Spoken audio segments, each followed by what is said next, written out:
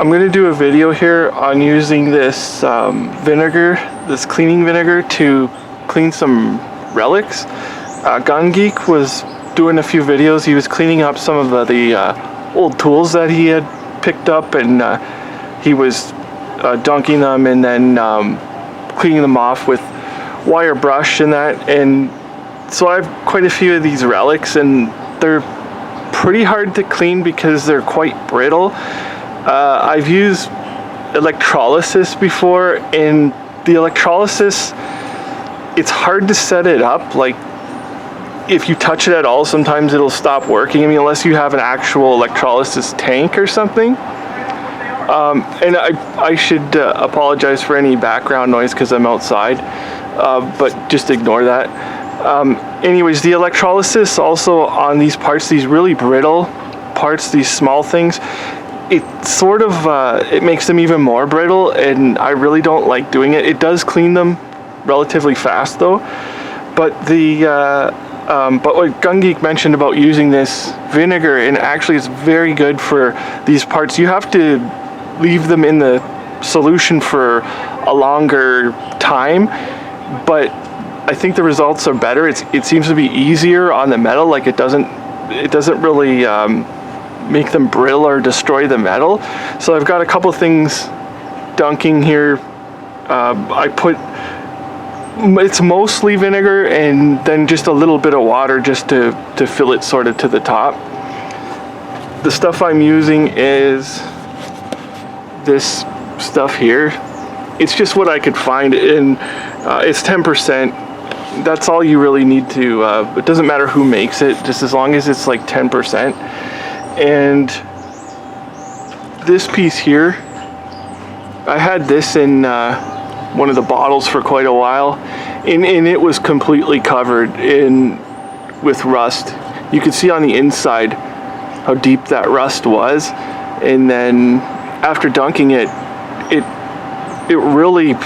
just took that stuff right off of there. This was a relic. It was in the ground for at least 70 years after the war. This is from an MG42, and all I did was soak it, and then I didn't use a wire wheel or anything just because these are so brittle. I don't want to go too harsh on them. I just used one of these metal cleaning brushes. You could use a brass brush or whatever, and it seems to be good enough if you just work at it and don't go too rough on it. And I've got some other pieces in here, and when I'm done with them, what I like to do is put them linseed oil, like just this stuff. This is just what I have, but this is boiled linseed oil. I really don't know what the difference is between regular and boiled, but when they're done, when you get them cleaned up, I coat the piece, and you only need a tiny little amount. It goes very far. It also takes forever to dry. Like, I had this sitting outside. I left it just all winter in the garage just to dry because it takes forever. But when you get it finished and everything's dry, and then you get a piece like this, and that rust that it's covered with, just it kind of is sealed, and everything looks, I mean, it looks rough obviously, but it should preserve it for a while anyway. So this is I think this is MG34 bolt. I can't really remember. And I've got pieces from a Mosin. I've got one sitting in the solution, and then I've got one that I've put the linseed oil on there, and it protects it. But if you're using a tool or something like this linseed oil in there, it's almost like a rubberish sort of coating that's over top of it. If you were using it on a tool or something, you might just want to spray paint it or something like that. I don't know if I'd use the linseed oil, but I mean, you could if you wanted to, I guess. And so yeah, that's just my video here on some of the things, and I've got them sitting in the solution still.